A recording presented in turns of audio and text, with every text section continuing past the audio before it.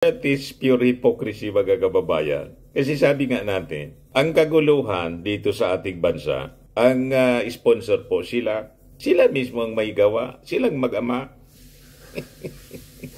Ang pagkakawatak-watak, mga kababayan, ng sponsor silang mag-ama. Siya yung nagbanta. Sila yung nangaaway. Pagkatapos dahil po sa isinagawang peace rally ng INC, nakikiisa daw sila. Pagkatapos, sabay banat sa gitna daw ng mataas, patuloy na pagtaas ng presyo ng mga bilihin.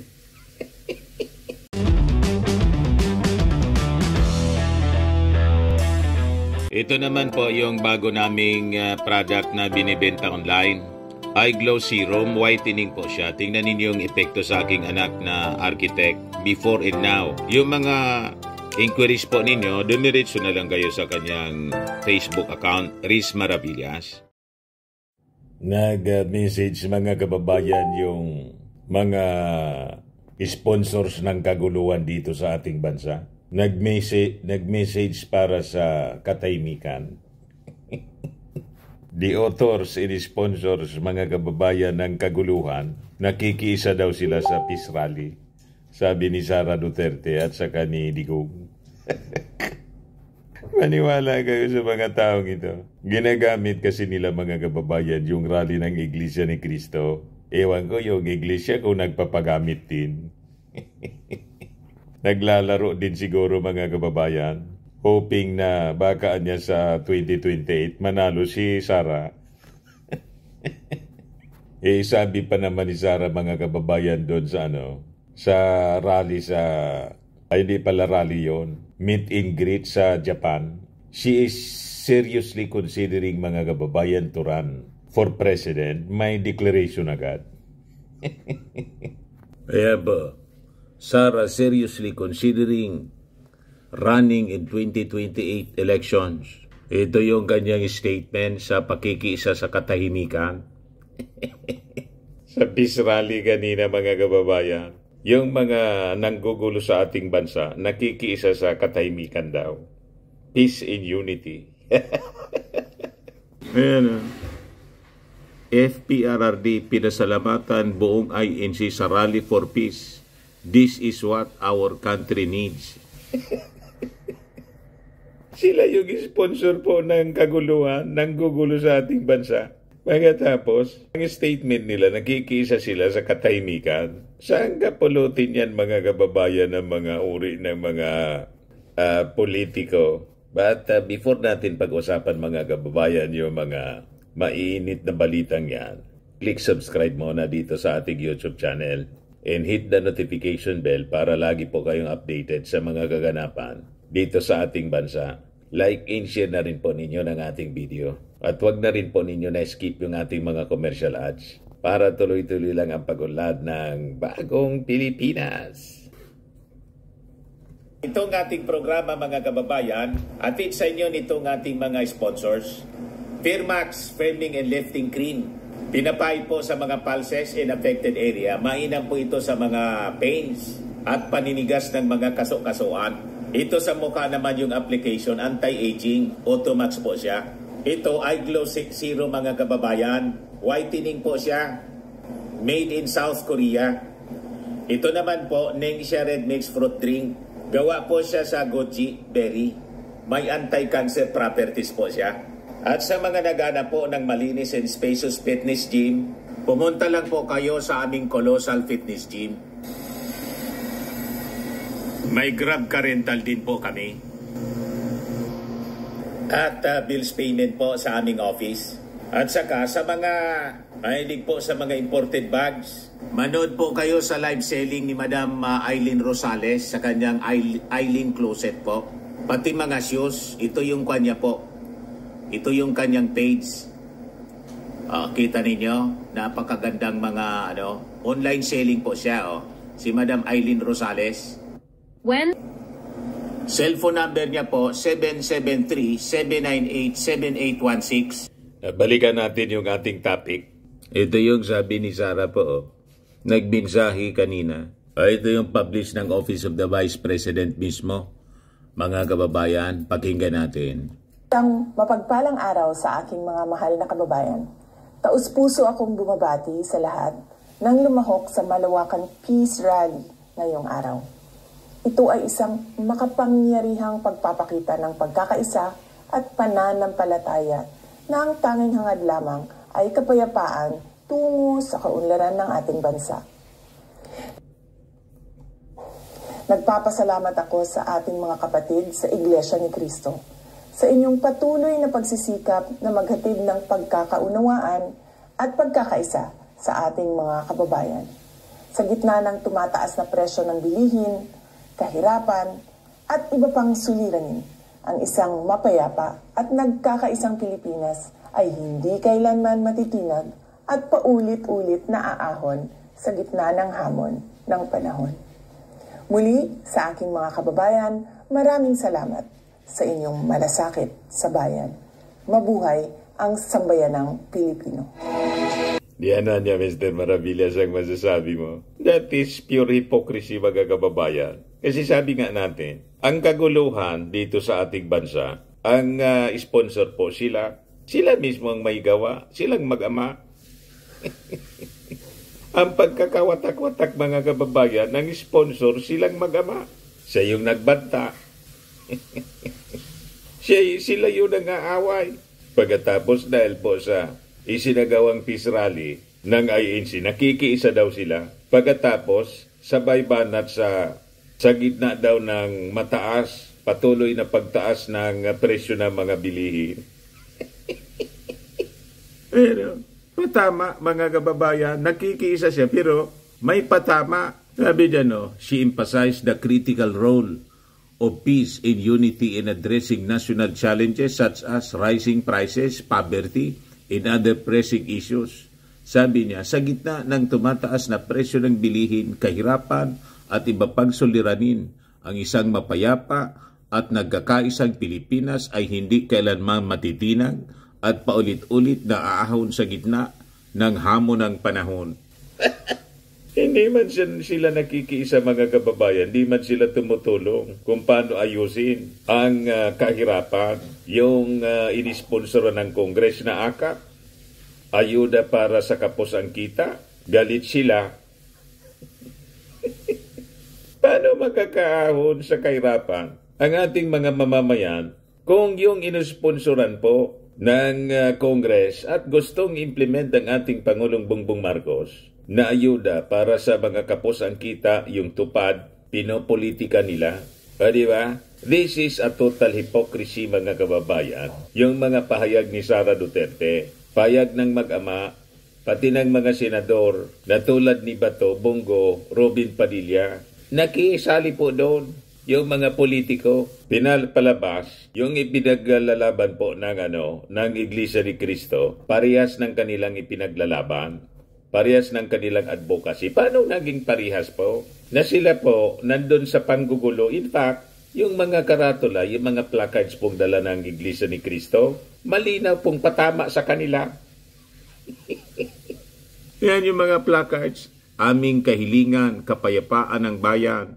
O sino yung nanggugulo? Di ba yung mga Duterte yung nanggugulo? So kung ang hiling ng Iglesia ni Cristo, kapayapaan, itong placards na to, mga kababayan, itong panawagan sa mga Duterte.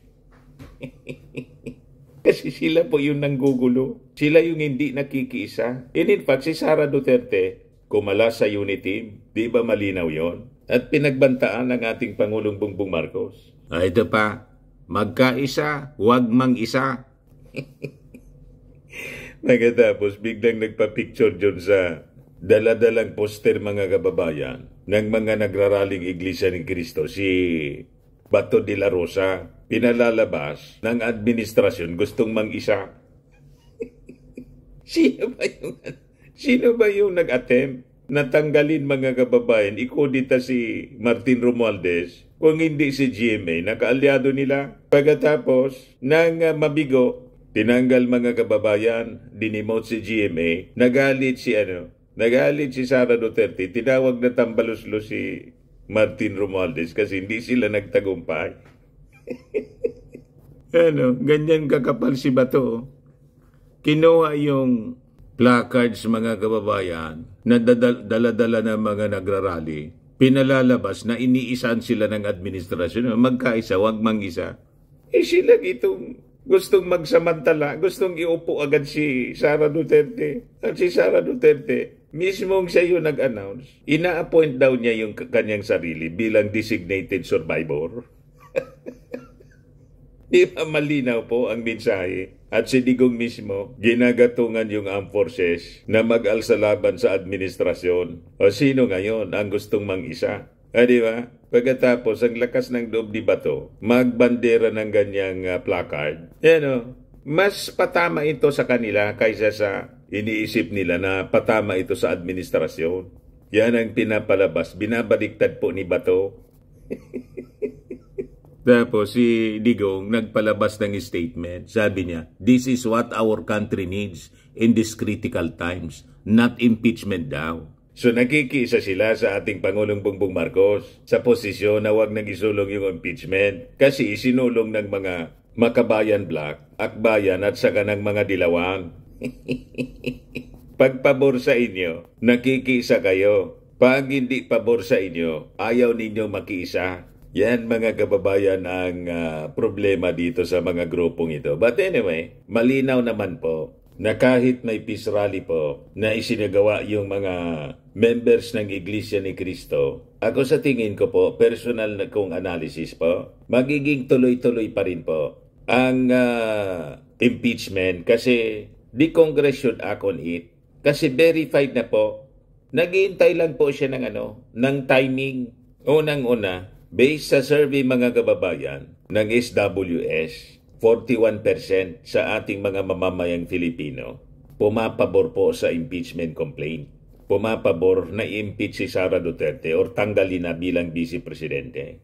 61% sa Pulse Asia survey, pabor sa ginagawa po ng Congress, especially ng Quadcom. Yon ang malinaw po. At sa tingin ko mga kababayan, hindi papayag ang ating mga mamamayang Filipino, the majority, na hindi mapanagot ang tulad po ni Sara Duterte at saka po ni Digong. Matapos ng kanilang mga ginawa, palilipasin lang po. Madaling sabi, yung accountability, hindi papayag yung ating mga mamamayang Pilipino, hindi sila mapanagot.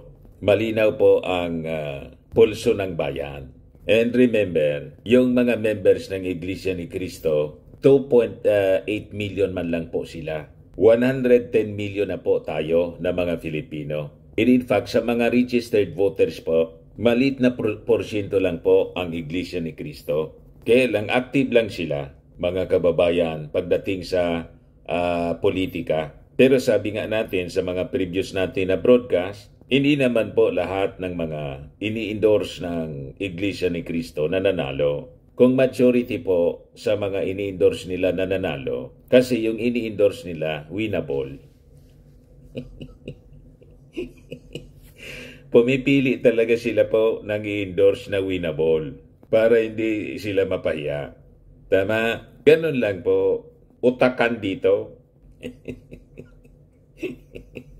Si Danding kuwan ko po, kumandidatong presidente, talo. Si Binay, talo, in-endorse din po. Si Marcolita po, member mismo ng Iglesia ni Cristo, hindi man nalunalong senador. Malamang ngayon po, na kumakandidatong senador, talo na naman. Member na yan ng Iglesia ni Cristo mismo. So tingin natin, hindi po pasisindak yung ating mga members ng Congress na dahil lang po nagrally yung Iglesia ni Cristo, hindi na nila papanagutin si Sara Duterte at saka si Digong. Kasi pag pumayag sila ng ganon, ibig sabihin yan, they are now at the mercy. Lalabas, they are at the mercy ng Iglesia ni Cristo. Hindi man po yon. Hindi papayag po ang gobyernong ganon na pag nagdikta ang isang reliyon, yon ang mangingibabaw. Tama po yung ating mga analysis. Sa mga naghanap ng malinis and spacious fitness gym, pumunta lang po kayo sa aming Colossal Fitness Gym. We also offer Grab Car Rental with our brand new 2023 model ng Toyota Innova. We also accept booking for those who are planning to travel via PAL, Cebu Pacific, and other airline companies, local and international, and bills payment for Meralco Bills, PLDT, Aleco Bills, etc. Ang Colossal Fitness Gym is located at 3rd floor Security Bank Building, Landco Business Park, Legazpi City, Albay. For inquiries, look for Chilon Maravillas. Contact number 0966-802-0949. Yan yung aming Innova. Lagi na pong matawa sa amin. Pati mga foreigners po, tingnan ninyo. Mga British tourists sila. Ang lalaki ng katawan na, mga kababayan, nag-gym sa amin. Ito naman po, Indian National. Ito mga mga European sila. Ito naman yung bago naming product na binibenta online, Eye Glow Serum. Whitening po siya galing sa South Korea. Tingnan ninyo yung epekto sa aking anak na architect entrepreneur, Riz Maravillas. For inquiries, look for Riz Maravillas on FB. Ito naman po, Firmax Firming and Lifting Cream. Pinapahid po ito sa mga pulses and affected area. Mainam po ito sa mga pains at paninigas na mga kasukasuan. Ito po, Automax Radiant Serum. Sa mukha naman yung application. Anti-aging po siya. You will look 10 years younger than your age. Sa mga cancer patients naman po, baka lang gusto ninyo itong itry. Nengxia Red Mixed Fruit Drink. Hindi man po siya gamot, food supplement siya. Kaya lang, gawa siya mga kababayan sa goji berry. Yung goji berry may anti-cancer properties. Yung mga inquiries ninyo, dumiritso na lang kayo sa aming messenger sa Facebook para masagot namin agad. Ayos po, ako po si Dante Maravillas. Bye-bye. God bless.